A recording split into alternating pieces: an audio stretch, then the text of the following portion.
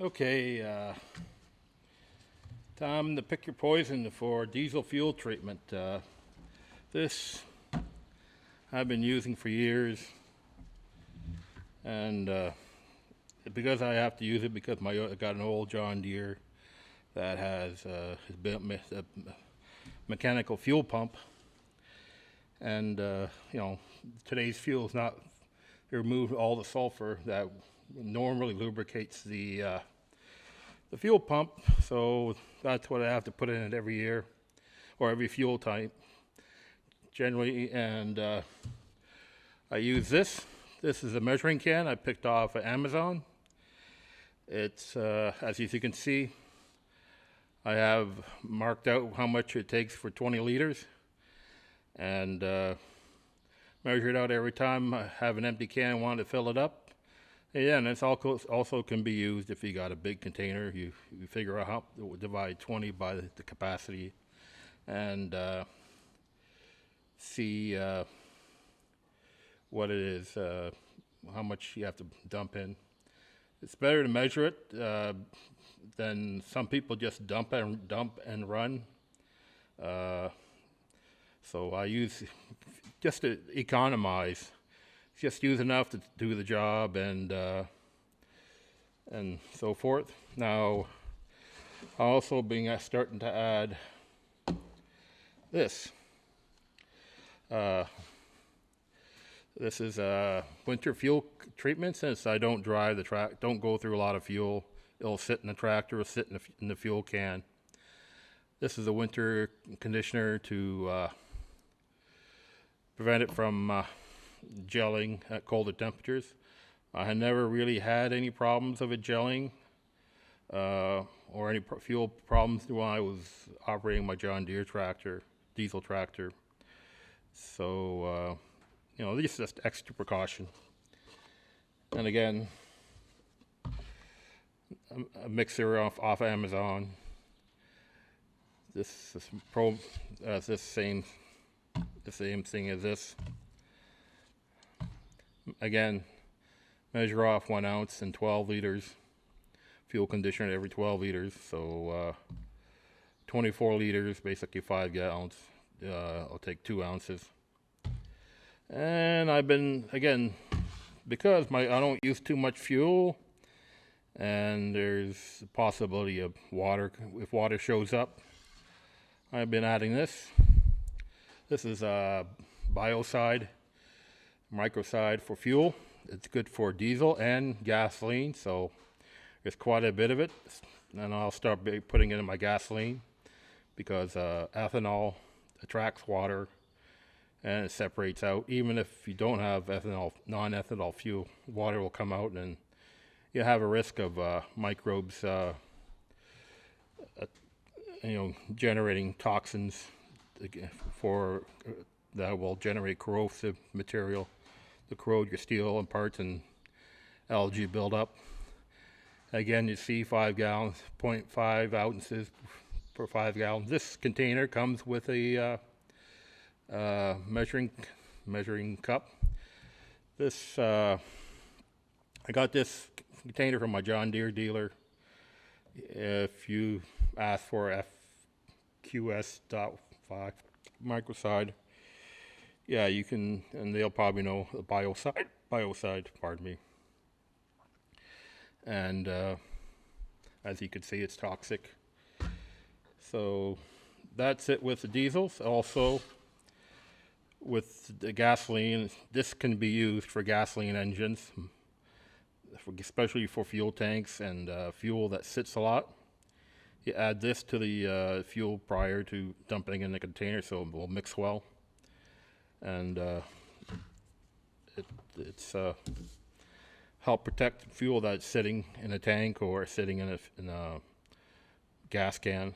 Also, this has been sitting on a shelf for at least 20 years, and I kind of realized I picked up some leaded fuel, racing fuel, this springtime, just from a generator. It's a ethanol fuel.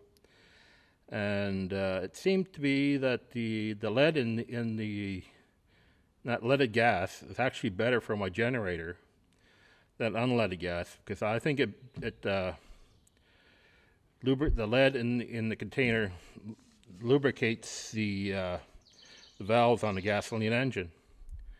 And so I had this sitting around for 20 years, so I'm going to use it up.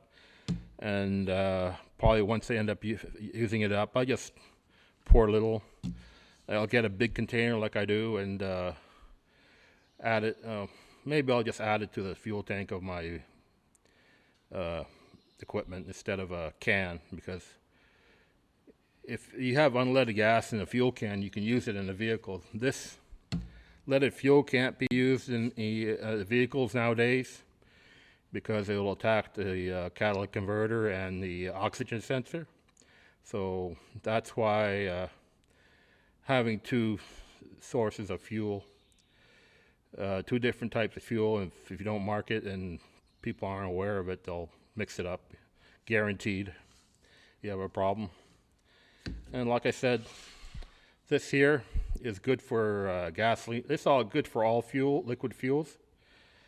It's if you go to the website there, they'll say it's good for all fuels, not just diesel, and gasoline, but all fuels. It prevents micro buildup. And this is probably the smallest container I could find and get. Anything bigger than this, it is bigger container. This is the smallest one you get with actually comes with a graduated thing here. But if you're really interested, we're looking for graduation cylinders for ounces or whatever, milliliters. I've been combing the websites and Amazon. Now it's hard to find. This is probably you find this one here. You'll find this on Amazon. You probably might have to find it on Garden Equipment.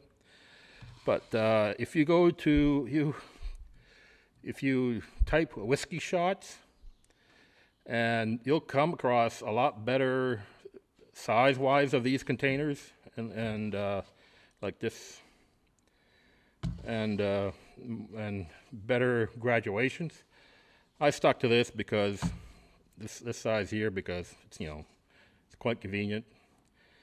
But if you want to get some better graduated containers that have a built-in measuring device here, you may want to try under whiskey shot meters, whiskey shot graduated cylinder bottles, and that's I think you'll show up a better choice and a bigger capacity. So you can probably empty the entire bottle of this into your graduated cylinder. You don't want a lot of people, call it dump and run. Is a bad idea, because you're just wasting money putting too much or way too much for fuel treatments. That's why I went through the extra expense to this here. And I should probably label it diesel, because I'm the only one doing it. Nobody else cares. So I do have the old, as far as fuel treatment for. I'll be back for this. See this here, stable? This is what I use for gasoline, fuel stabilizer. Now this is the store-bought bottle, but I do buy them. I do buy fuel stable. I start, instead of buying these all the time and throwing them out, I buy the 1 gallon container. That will take me several years to go through, but yeah, this here, if you buy the 1 gallon container to refill this, you got yourself with a measuring device as it is part of the package. So hopefully people get some idea. This here, I'm just gonna dab it a little inside every time. I'm gonna dab a little of this stuff every time I put it in my fuel. This here, like I said, you're better off dabbling a little bit in the fuel tank of the vehicle or the item you want to fuel instead of keeping it in the big container, because they might get contaminated with over-the-road vehicles or engines that have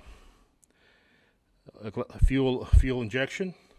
Those engines have an oxygen sensor, so this there's some of these online that they say they don't hurt it, but I'd rather use straight gasoline on those engines and maybe a little stabilizer. But yeah, if you can get, actually, I think it's a better deal to have real leaded fuel, because it's properly mixed to the proper ratio to the gasoline. And so, like I said, I got 10 gallons of racing fuel at a local sport shop, and I'm going to get rid of it. I'm going to get rid of it in the containers that I have, and actually buy just a 5-gallon container for the small engines, like pressure washer, snow blower, and my generator. The guys were laughing at me like, why I'm using racing fuel in a generator. Well, according to whatever Terrell there, that the octane level drops as it ages, and so if you start off with 100 octane rating on your fuel that you put in the container, maybe 6 months, 7 months later, it's probably down to 90 or 97. So the octane, all the chemicals they put in, some of the lighter fluids maybe evaporate out just through time without even use it. So I'd rather have leaded fuel in some of the vehicles with a high octane range. Some of the engines that not vehicles, but some of the engines I have that just sit around a lot. That's one thing I would say people have a problem with. You have a lot of engines that sit around a lot, and they don't use them a lot. So you have to be careful and add fuel treatments to them, whatever works. This Stable, it works on gasoline. I've been using it for years and years, and as long as I drain the carburetor bowl every time, and I never had a problem starting it. And the fuel, my pressure washer, fueled after 1 year. It was good. It started up nice and fast. Started up no problem. But the key was to drain fuel out of the carburetor bowl. So that's what I'm doing for engines that sit around a lot. They may have a shut off, and shut the fuel off. Even if it doesn't have a shut off, I will put a shut off on it, just to keep the bowl dry, and don't let that deposit. Because if you let fuel stay in the carburetor bowl on the gasoline engines, it's gonna gunk up no matter what you use. Even the non-ethanol fuel, it's gonna eventually go. So yeah, a lot of people don't realize that. They take the extra time to empty the carburetor, and shut the fuel off to the carburetor before they put it away. That's 5-10 minutes. So, that's all I got to say.